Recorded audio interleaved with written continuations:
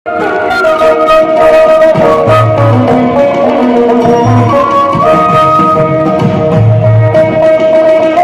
தமிழ் கடவுள்னு நம்ம சொல்றோம்? தமிழ் எழுத்துக்களை வல்லினம், மெல்லினம், இடையினம்னு பிரிக்கிறோம். முருகான்ற வார்த்தையிலேயே வெள்ளினம் இருக்கு, இடையினம் இருக்கு, வல்லினம் இருக்கு. உயிர் எழுத்துக்கள் 12ன்னு அவனை பார்த்தா 12 கை வச்சிருக்கான். மெய்யெழுத்து 18ன்னு பார்த்தா 6 முகத்தையும் சேர்த்து 12 கையோட 18 வச்சிருக்கான். ஆயுத எழுத்து 1ன்னு பார்த்தா வேலாயுதமும் கையில வச்சிருக்கான்.